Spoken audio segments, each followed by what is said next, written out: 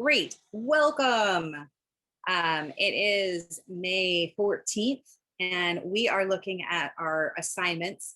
So I just wanted to go over and make sure everybody is comfortable and familiar with the street tree assessment. So we're basically asking you to go out and walk around your neighborhood, get to know it and see areas where, look at your street trees. Is there any, what we're going to be talking about today, green infrastructure in your neighborhood? And then as you move forward and start thinking about it next time, maybe you'll think about, ooh, where can we put green infrastructure? Are you seeing a lot of trash? Are you seeing a lot of plants? Are you seeing a lot of wildlife, or are you seeing a lot of like pet life? So make that, walk around, check out your neighborhood, and welcome, Juan. We are just going over the homework assignment. So is everybody good on that? Thank you to those who've turned them in. Perfect. Thanks, Juan. Great. Then I am going to stop share of this screen, and I'm going to share my screen. What's this here? I'm going to share my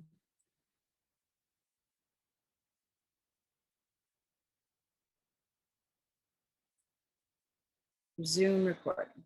Okay. So welcome to Green Infrastructure Week. We are going to be talking about ways that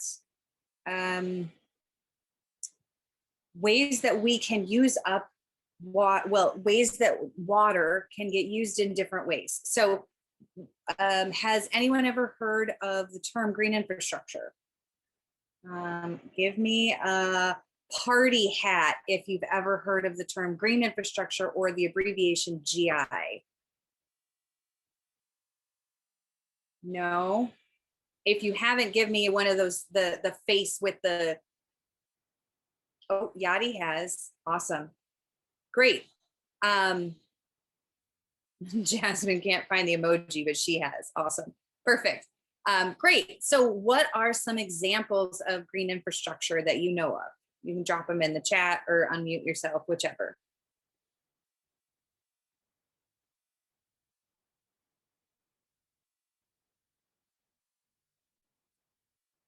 Are there any around your school besides Starlight Park, where some of you I think have worked on these?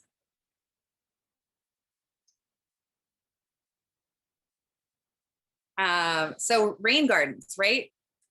Rain gardens are a great example of green infrastructure. So they are a special kind of garden that are designed to absorb excess water during and after storms.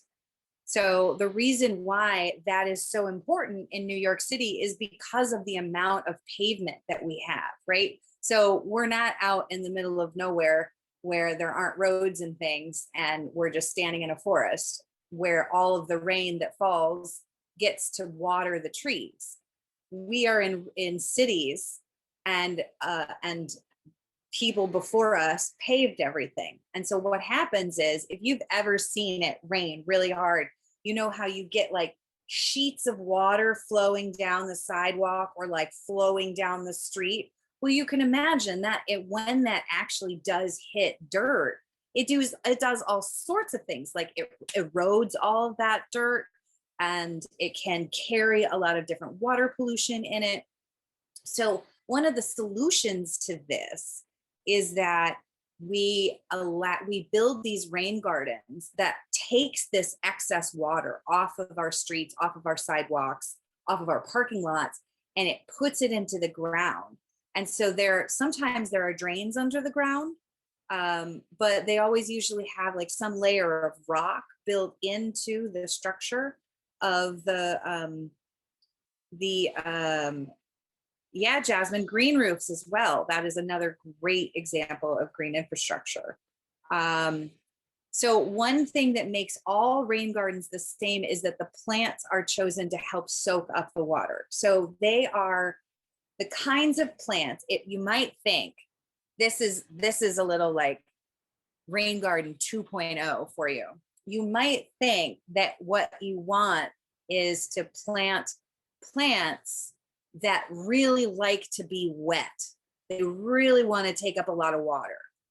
But that's not actually the best kind of plant to put in a rain garden, because it only gets wet when it rains. What you really want are plants that are like grow in meadows where it's really dry most of the time, and then they get just a lot of rain all at once, and then they're dry the rest of the time. So those are the kinds of plants that are actually perfect for things like rain gardens, where they are.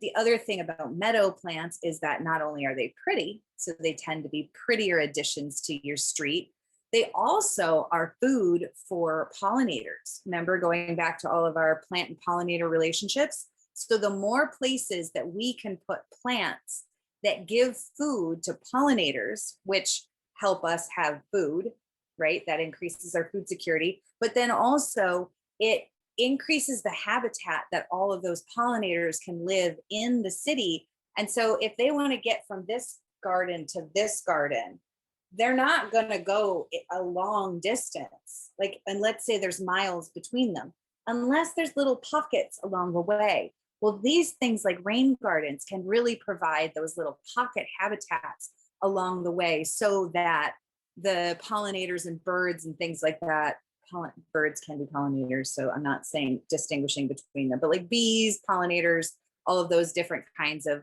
insects and birds have more food in between.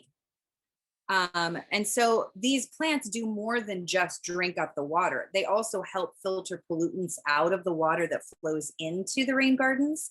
They also help filter out pollutants from the air. And there are special microbes in the soil that eat up a lot of different pollutants. So these are very hardworking plants in these rain gardens. They also give off oxygen for all of us to breathe, which is especially important in cities where we have a lot of traffic and we have a lot of air pollution and things. Our plants are major takers uppers, that's the official term for it, of carbon dioxide, CO2, right? So, and they also provide shade. So these are very, very hardworking rain gardens. Does anyone remember what a combined sewage overflow is? You got to go way back to the water section.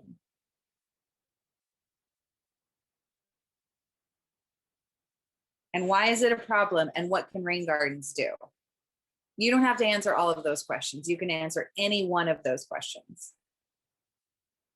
First, does anyone remember the term combined sewage overflow? Give me a hand clap if you know what the term combined sewage overflow is.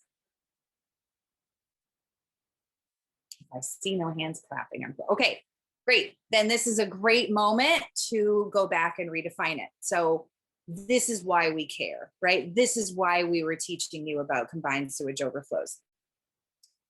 Because of the pavement in New York City, basically every time it rains more than about 1/10 of an inch, raw sewage flows into all of our rivers in the entire New York City area. That's about 455 million gallons a year just into the Bronx River alone. And that's only in the South Bronx. So when we're talking about environmental justice issues, this is exactly what we're talking about. And this is exactly why we do things like try to build more rain gardens, because if we can take up stormwater before it goes down the drain, and we do education to people where we're telling them, hey, try not to do, did Amber talk to you about save it for a sunny day? Or like using your water on sunny days rather than on rainy days? Because there's already too much water going down the storm drain when it rains. So if we as people and users of water can put less water down our drains, then it helps prevent sewage from going out into the Bronx River. So we can all collectively and individually make the Bronx River have cleaner water. So tell your friends. If you need more talking points, come back and we have more talking points and we'll tell you all the things you want to know, to tell your friends to save it for a sunny day. Don't do laundry and don't wash the dishes and stuff like that on rainy days. Save it for a sunny day when there's less water. And also, if you can, help us rebuild rain gardens so that we can take up excess storm water so we can prevent overflows into the Bronx River. I agree, Juan. Thank you. Okay. So I'm gonna go to this one. Oopsies, no, change my view. Change my view. Okay, great. So this is a little bit how a rain garden is built. So you see that it's designed, right?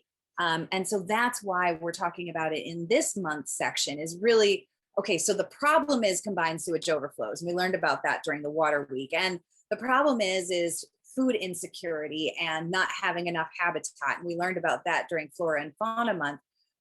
But now we're putting it all together and we're saying, okay, how do we create a sustainable future? How do we design for both nature and cities, right? Because we can do both. And so rain gardens are one of them. So these are specifically designed to receive excess water during rainstorms from nearby streets and sidewalks instead of going down the storm drains or into the nearest river. When it rains in Starlight Park, which I think some of you have worked on those rain gardens, water used to steer off the paths and flat surfaces, collecting trash, pet waste, oils, and chemicals, and anything else on the ground. Instead, this water and pollutants, instead of this water and pollutants directly flowing into the Bronx River, the polluted water now goes into gardens like these. And like I think some of you may work on, with us as volunteers in Starlight.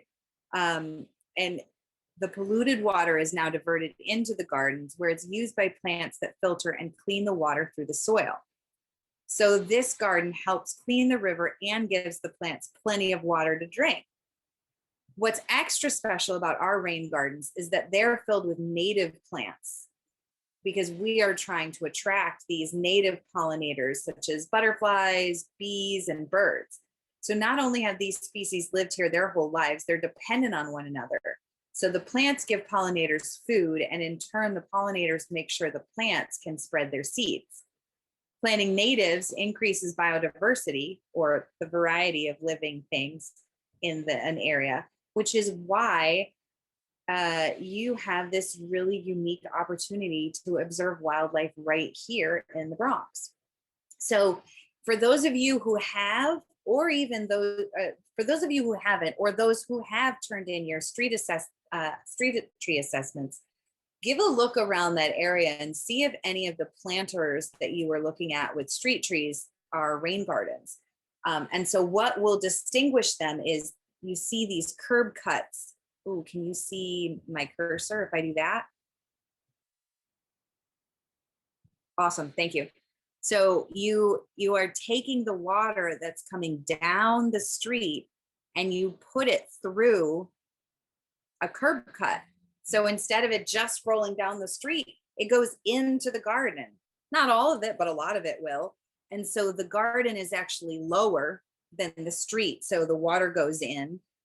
And then under the ground, you've got all these stones and infiltrations and maybe some drains and things like that. And then at the end, you have your any excess so that it won't overwhelm the garden will go back down the street. So basically, the more we have on our streets, the less water will go into the storm drain then at the corners, which is exactly what we're hoping to achieve. So rain gardens are specifically designed to receive this excess water during rainstorms from nearby streets and sidewalks instead of going down the storm drains or into the nearest river. So, oh, I just told you that. So this garden, yeah, so this garden helps. Sorry, I just told you that. So this is a different rain garden than the ones you all worked on. If you worked on the ones in Starlight. This one is up at 219th Street, so upriver from where you are, in the freshwater section in Shoelace Park. How about a heart emoji for anyone who's ever been to Shoelace Park? Yeah, yaddy. I love that little park. It's such a cute park. That's where we're going to be paddling tomorrow. That's where we're going to start at 219.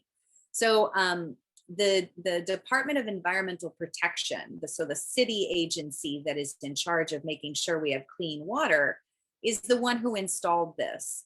And so they call it a bioswale because they're very technical, and that's what engineers like to call it.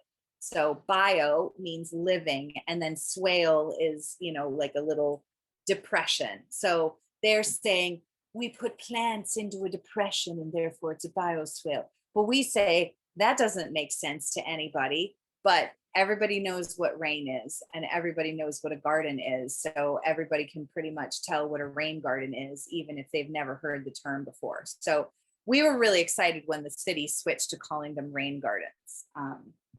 So that's what we call them. So it is a massive project, much bigger than any of the smaller ones that we've worked on. And it has 3 different tiers. So the first section kind of takes the water in and slows it down so that it doesn't erode the other sections. And then there's like a little feeder path for an overflow. And then there's another section that if there's a lot of water, it can expand it fully into that. So you can kind of see, through here that these are the different tiers all the way up, and there's a 3rd level. And so basically what it's trying to do is it's a really steep park. It's just, there's the street up here, it's a really steep bank, and then it goes down to the river at the bottom. So essentially it's like terracing of the water as it goes down so that it slows it down and it goes into the ground rather than washing it all into the Bronx River. So that is one of the places. There's also another one at the top of Shoelace Park. And then if you've ever been to Soundview, there are a ton on like Story and Lafayette, Morrison, that whole area. There's a ton of rain gardens on the street right there. So if you're ever walking around, give them a look and see, does some look better than others? Oh, there's also some rain gardens on 180th across from River Park. Like on the way to the zoo. If River Park's on your right and the zoo entrance is right in front of you, the rain gardens are on the street there on your left, and they always look terrible. And one time I tried to call it into 311. So if you see a rain garden and it looks bad and it's on the street, you can call it into 311 and tell them that you're reporting a rain garden that needs help. We also have a rain garden reporting program that we use to do that. And then we make sure that everybody is calling it into 311. But just be careful that you are using the right words, because I tried to tell them, there's a green infrastructure installation that needs maintenance, and they ended up sending me to immigration because they thought I needed a green card. So just be really careful that you're using the right words, like rain garden, that you want to talk to the Department of Environmental Protection or the DEP. I'll put that in the chat so everybody can see that. The DEP, call 311 about rain gardens, or they like to call them bioswales. And then tell them the location where you are and let them know like what's wrong. Like there aren't any plants in this anymore, or it's just filled with dog poop and trash, because they are required to maintain these. So let's make sure that your tax dollars are, well, not yours, but eventually, are actually making your neighborhoods the way they should be, and healthy and safe and green and less polluted and cleaner air and cleaner water and all of and more habitat for all of our wildlife. So that is rain gardens. Any questions on that before we move into the next one?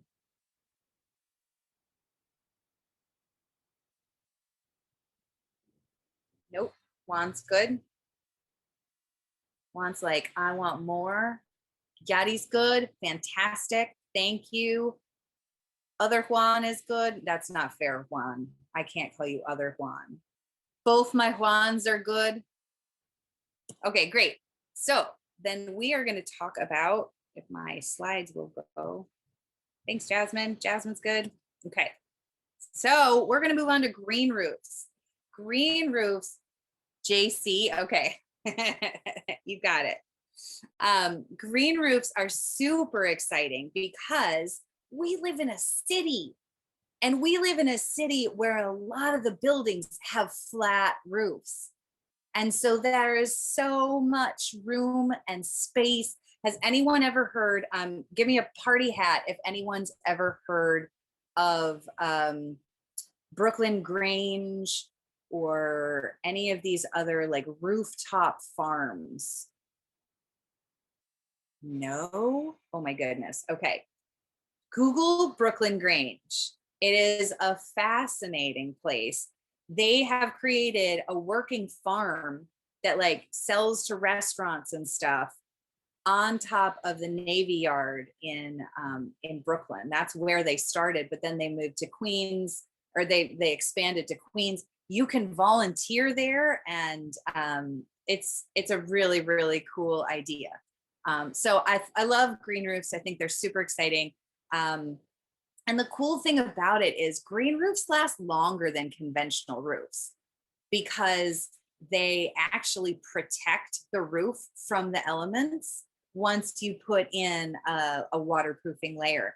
And then the other thing is because you're putting plants and soil and everything on top of it, you have reduced energy costs because it doesn't take as much to cool in the summertime.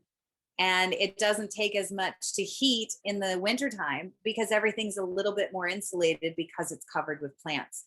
And so it also creates peaceful retreats for people and animals and absorbs stormwater, air pollution, other pollutants, and potentially lessens the need for complex and drainage systems. On a wider scale, green roofs improve air quality and help reduce urban heat island effect. Who has, give me a clap hands if you have ever heard of the urban heat island effect. Oh man, really? Okay.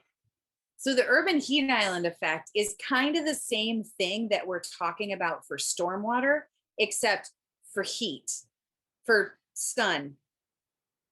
Right. Okay, let me start that sentence over again. Urban heat island effect is the same thing that we're talking about for green infrastructure when we're talking about water. Urban heat island effect is the same thing for the sun. So basically in the city, what kind of pavement, what color is our pavement? What color are most of our roofs?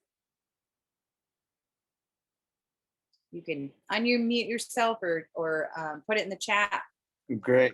They're gray.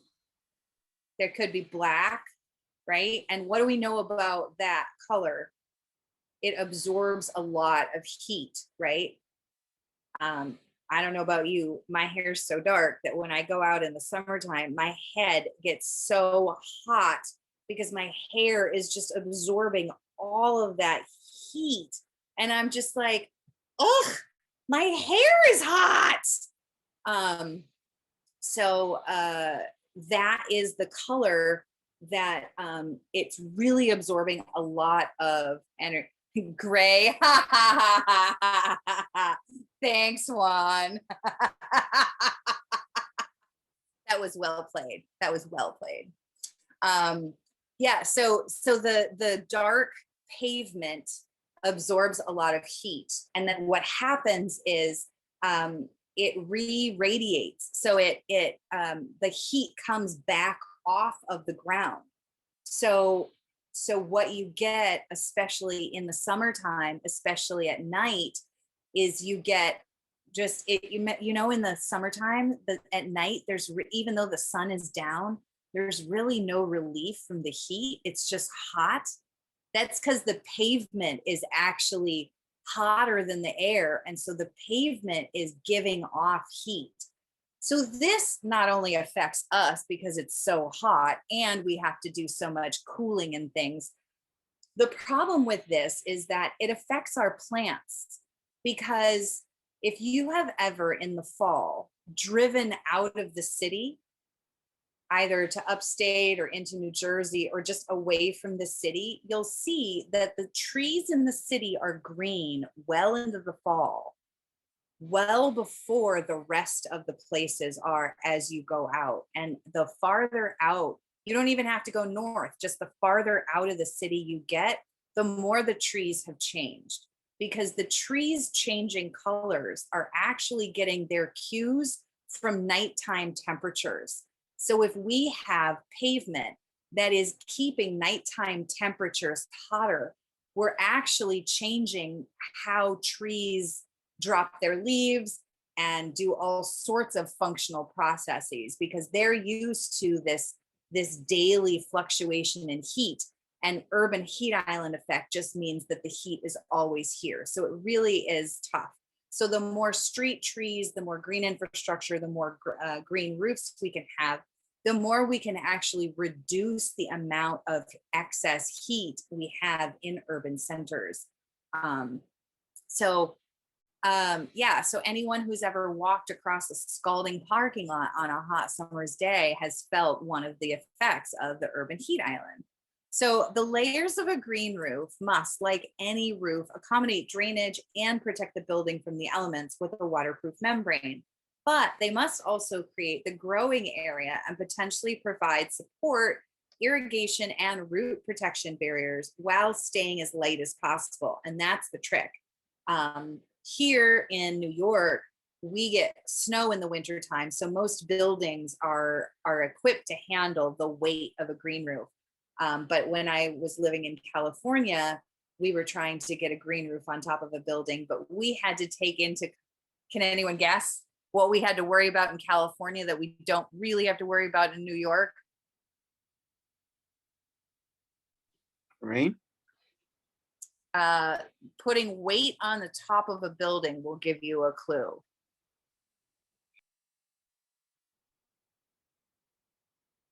Earthquakes. Because if you put a heavy thing on top of a building and it shakes too much in an earthquake, you could actually bring the building down. So that's something that we had to look at in California, not so much here. So there are two types of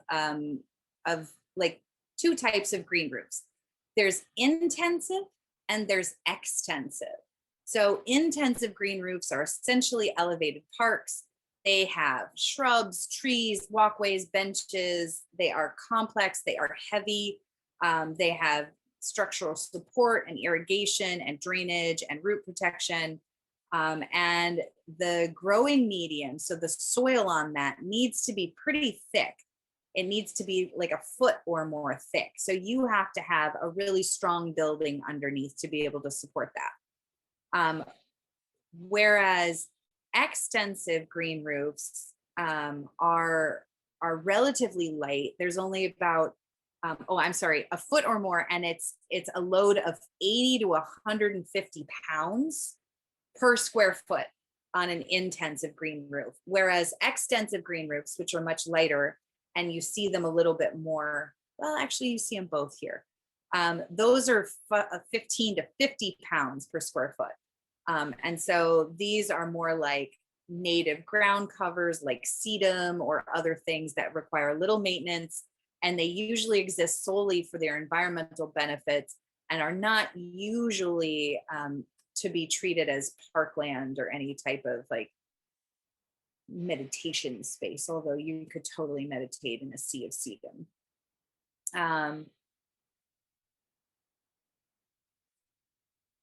I think we are, yeah. So green roofs are, yes, I already told you all this stuff. Okay, so then the other thing that we want to talk about as we're moving forward is, oh, you know what? I'm gonna stop there on green roofs. Any questions about green roofs?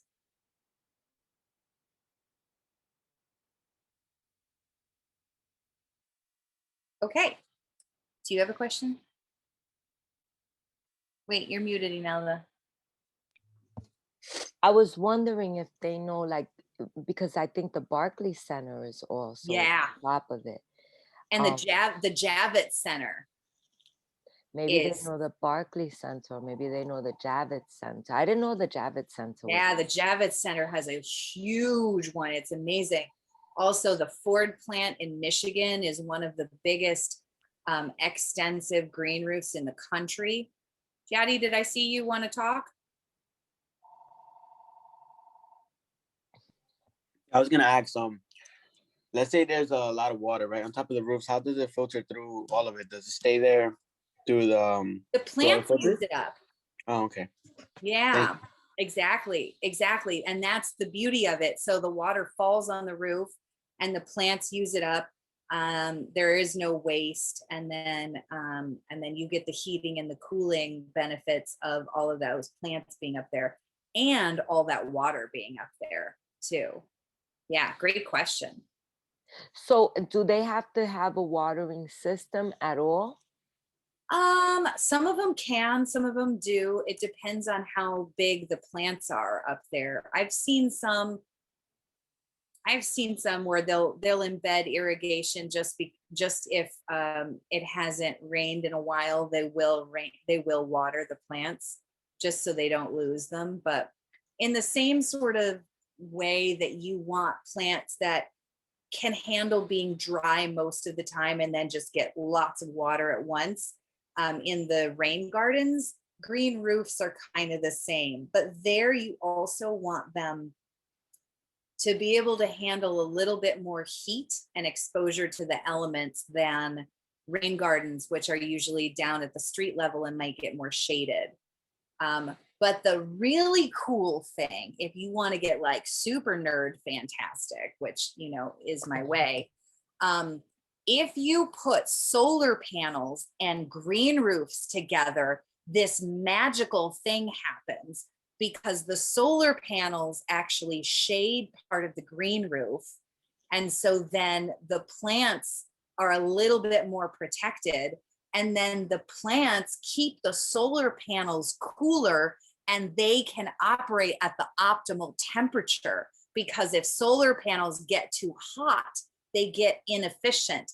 But green roofs keep the solar panels operating at their prime efficiency. So, right, Juan? I know. I just found that out a couple of years ago. So you are welcome to have learned this so early on in your environmental career. Before your hairs are gray. Thank you. Okay, cool. So then let's move on to our next thing, which is really talking about our sustainability. And, you know, I told you that this is one of my favorite topics and one of the things I've been working on this year, including this amazing sweater.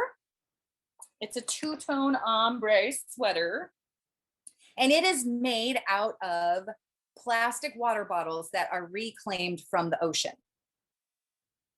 I'm going to show you something else. Hold on. Exactly. And I just bought my mom for Mother's Day planters that were made out of plastic that was reclaimed from the ocean. And I'm really, 80% of the plastic is reclaimed from the ocean. So that's the kind of stuff that I'm saying, like, with creativity and artistry and ingenuity, we can start imagining a new circular system. You know, last week we talked about the waste system and a circular economy. Oh, what do you have? Yes. So these are called Nothing New.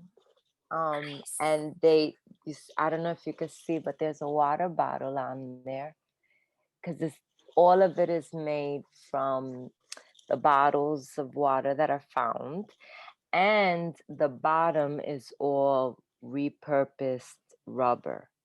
So it's Fantastic. all and every time you purchase them, they plant 4 trees. I'm writing that down right now because those are really cute and I like that a lot.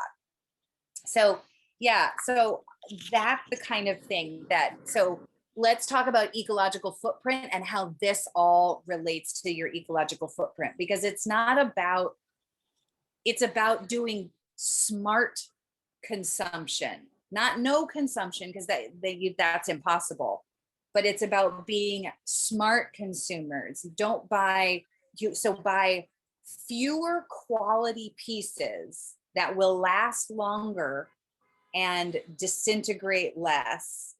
This is true for clothes, this is true for furniture, whatever.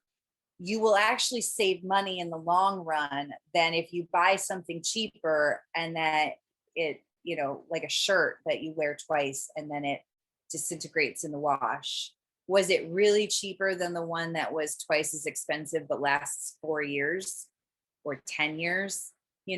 So these are the things. So one way to look at your own personal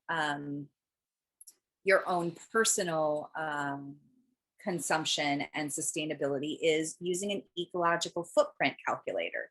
So this represents the maximum limit of consumption per person according to Earth's ecological capacity.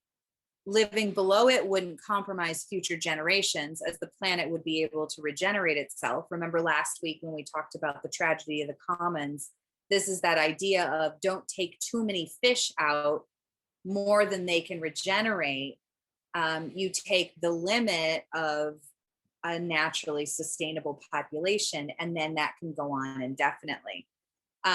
If we could manage to keep above the minimum HDI and below the maximum ecological footprint per capita, a number that is decreasing as the human population increases, we'd be on track for a sustainable future.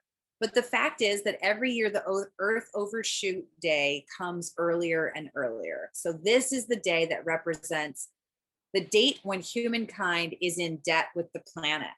Why? Because our demand for ecological resources in a given year has been exceeding what the planet can regenerate in that same year. So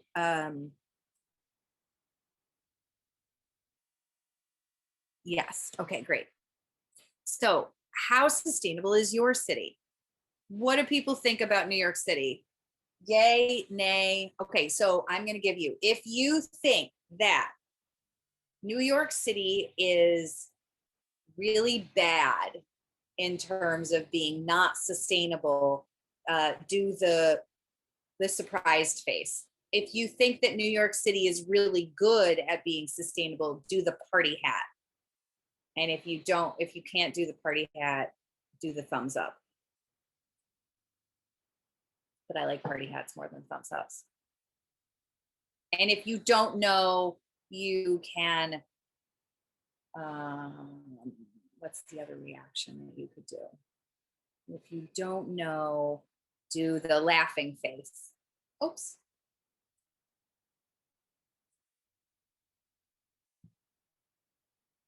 Okay, I appreciate your honesty, Juan. What do other people think? Sustainable, not sustainable, don't know. So, can I define sustainable? Of course I can. This is going back to the ability for the current generation to meet their needs without compromising the next generation's ability to meet their needs. That whole idea of 7 generations ahead. So you're not taking too much, you're not leaving too much waste behind, such that no one else will be able to meet their own needs. So yes, New York is good, party hat or thumbs up. No, New York is not good, scary, surprised face, not really sure, laughing, crying face.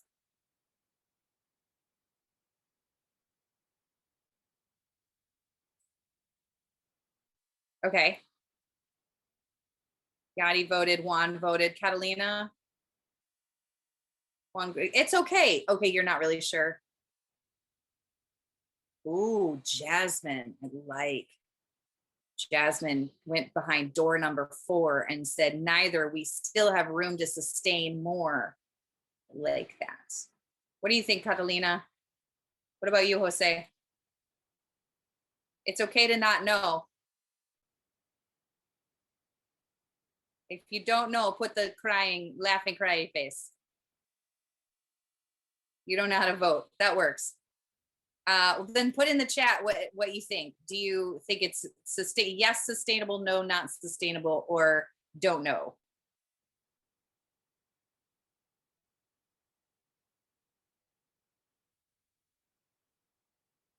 You don't know. Okay, perfect. I love the don't knows.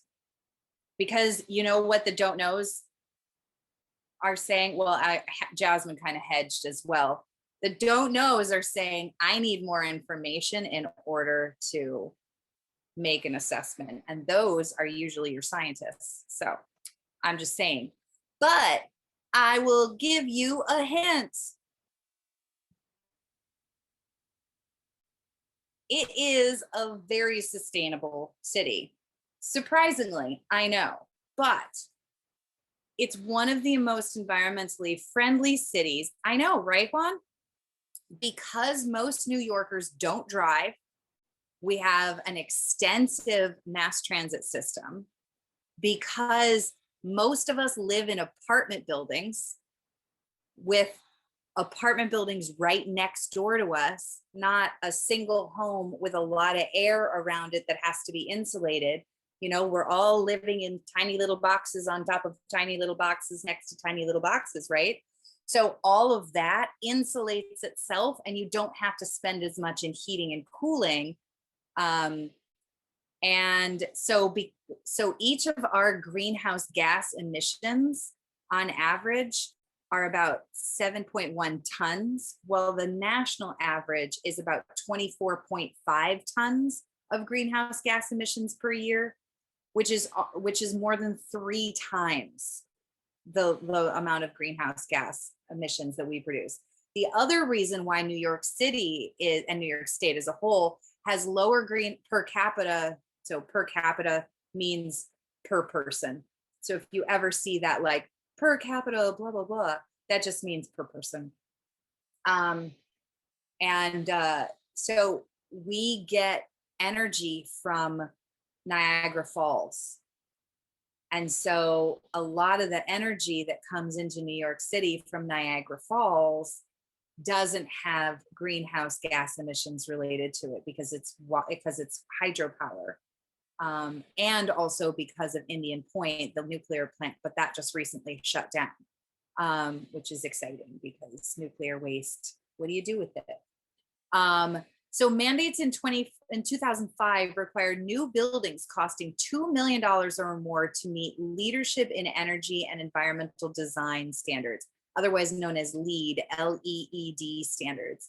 So when you come to the Bronx River House at Starlight, there is a new sign by our front door that we just got certified gold LEED, which is really exciting because there's like, I think there's platinum above that, and I'm not really sure what else is above that. So super exciting that River House is being recognized for being such a green building. So these standards grade buildings in areas like energy and water consumption, indoor air quality, and use of renewable materials. So prior to the start of the citywide composting program, New Yorkers composted about 2,650 tons of food scraps per year. In 2019, when DSNY estimated that 50,000 tons of food waste were diverted from landfills through the composting program. But restaurants from the city still send nearly 500,000 tons of food waste to landfills every year. So not only that, but garbage from New York City has to travel very far to get to landfills. which is, it has to go to multiple states. It goes down to like Virginia and North Carolina and some of these other states, because we've run out of room up here.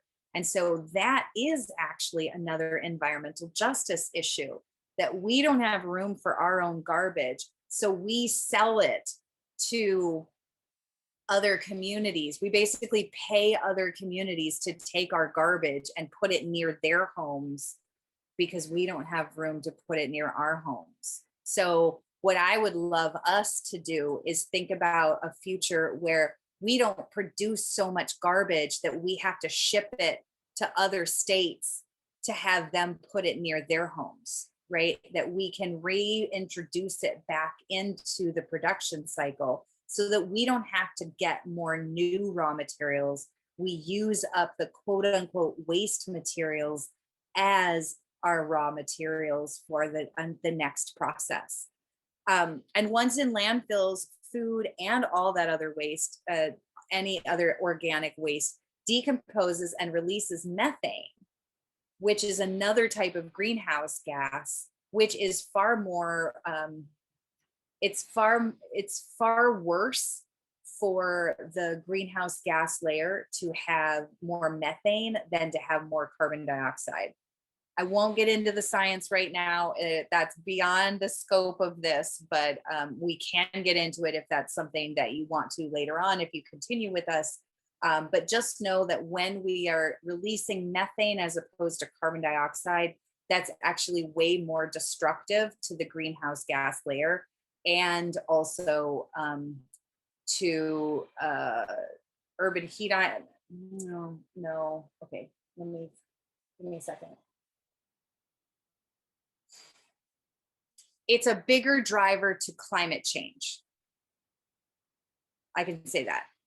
It's far more potent for climate change. And so if you're gonna release greenhouse gases, it's better to release carbon dioxide than to release methane. That's why when cows are eating grass and they're releasing methane, that's why they talk about the cows being an issue. So the fewer cows we have, the less methane is being released by them. So, and of course, as New Yorkers, we unsustainably purchase millions of single-use items every year that pile up in the environment. And more in New York City than in any other city that I've ever lived in is that we also have trash on the ground problems. So, it's people see it and then they do it. And so why shouldn't they do it? Because it's already there. And if everybody's already doing it and the street sweepers come through, then does it really matter? It does. So, it's this kind of thing where see something, say something. If you see a friend or if somebody is throwing something out that you're like, hey, is that where it goes? Then maybe that's not the best way to say it. I will let you use whatever language you want to with your friends, but have them think about what they're doing, right? Don't just throw litter on the ground because that's what you've always done or that's what you've seen other people do. Let's start thinking critically about what are the results of our actions? How do our actions either create a better future or a more challenging future for us? So, as we finish up, this is what I was saying before. So you have the slides in here. Oops, I've already read you all this. So, no, I'm not gonna, I don't know. Okay, let me see. I am actually going to stop share there. Great. So as we move forward in this, in thinking about how we design a sustainable future, and you still have your final presentations to do, which will be in 2 weeks. And then next week, we're going to have another career talk with some more folks who are in the sustainable the sustainability world. So we are going to give you a chance to meet them, interact with them, find out more about what they do. And we're super excited to be able to introduce you to all these various folks working in these areas. Any questions on homework or anything? If you want, go to the, oh, do I still have it? Maybe.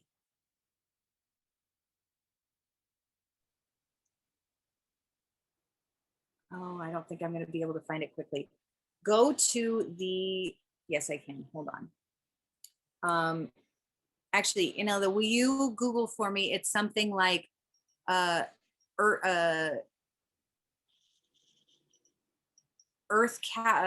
calculator. Oh no, a ecological footprint calculator. That's what it is. It's the ecological footprint calculator. Will you drop that in the chat, please? For folks who are interested in their own ecological footprint, you can check out this website. It'll ask you a bunch of questions about, you know, how many people in your house and how long do you take showers and all sorts of things. And it'll help you calculate your ecological footprint. And so then you can, yes, there's also your carbon footprint. There's your water footprint. It's basically it's the footprint idea is like, how much space do you take up? So there's one for students. It Perfect. says for students.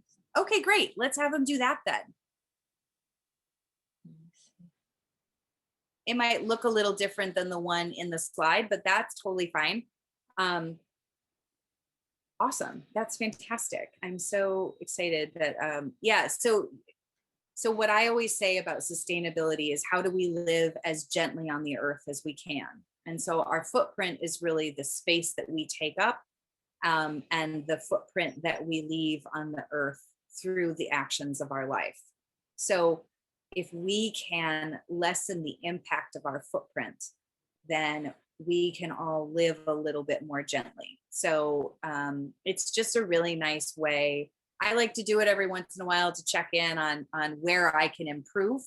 And the thing that I will say about as you are discovering your own sustainability ethic and as you are taking on this journey of like, how am I doing in terms of how much thank you so much, of how much I use and consume and dispose of. Give yourself grace. This is not a switch that you can flip, that you are suddenly going to become the most sustainable person ever. There's this article of this girl who kept all of her waste in a jar. Really cool idea, but there's a lot of implied stuff in there of like access to bulk stores, et cetera, et cetera, et cetera. So give yourself grace. And what I recommend and what I have done is I pick a couple of things that I think I can do this and improve my impact without sacrificing a whole lot of my well-being or my standard of living or, you know, anything that makes me comfortable. So, and then I change things over time. You know, like my showers have gotten shorter and shorter and shorter and shorter over the years because I've just realized like, oh, okay, this is an area where I can improve. And then when I started improving that, now I have my tricks and I use a lot less water in the shower because I realized that was the place where I was the most wasteful. So, but that's not to say like I always take a 1-minute shower. Every once in a while when I'm really dirty, I say, I've earned a really nice long shower because of my short showers all these other times. You know, that's just an example. Or, you know, anything. I have a worm bin in my backyard, but obviously I didn't just like decide one day I'm going to start vermicomposting all of my kitchen scraps. This is something that I've been developing over years and years and years. So as you go through this, you will develop your own sustainability ethic, and we are here along the way to help you. That's obviously not an assignment as part of EELS. It's just something you can do in your life, so that we can all just keep our world a little bit more sustainable for future generations. So next week we have a career talk. The week after that is your final presentations. So I hope you've been kind of thinking and working on them as you've been going through. Start thinking about what it is you want to do. If you have questions, feel free to reach out to me either through the Google Classroom link or by my email. You should all have that by now because I've pestered you. So the presentation is. Oh, hi. Listen, Yeah. I have another engagement. Okay. Okay. So Okay. guys, just finish up with Michelle. Okay. And I'll see you guys Monday. Okay. Okay. Thank you. Have a good weekend. Okay, you Bye. bye. Okay, fun. The where is it? There it is. The final presentation, I will read it, is a digital scrapbook. Here, I will just share my screen so y'all can see it.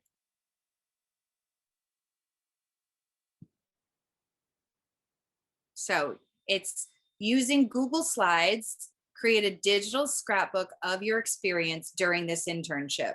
We're asking for 6 slides, so 1 per month, plus 1 concluding slide. So the first slide should be your first and last name and the title of the presentation. So that's your cover slide. And then, so it's actually 7 slides because your cover slide doesn't count as a slide. So don't get confused. So then 5 slides is 1 per month of the program. This is, maybe I need to go in and edit this a little bit because this is a little confusing. So do 1 for every theme that we've had, for every month that we've had. A little reflection about that theme. What did you take away from water? What did you take away from flora and fauna? What did you take away from indigenous and urbanization history? And then and building a sustainable future. What are you and then our conclusion slide, including a photo, what you've learned overall, what were you inspired by, what do you feel motivated to do? Tell us how this impacted you. What do you want to do moving now into the future? And I will edit this because you're not presenting these on Thursday, May 27th. You're presenting them on Friday, May 28th.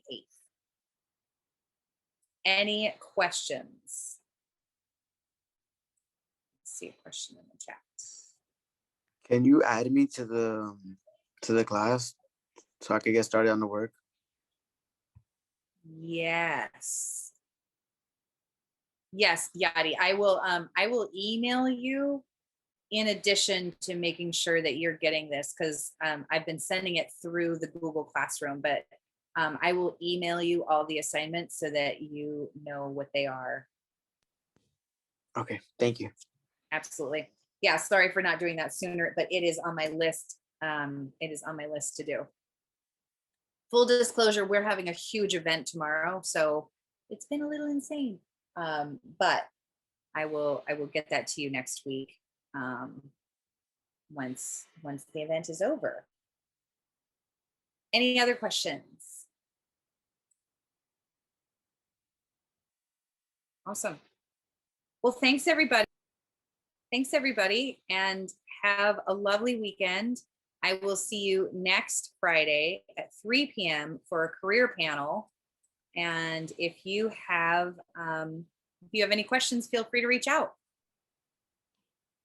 You too. Bye. Bye. Thank you. Have a nice weekend. Bye. Thanks, you too. Bye, everybody.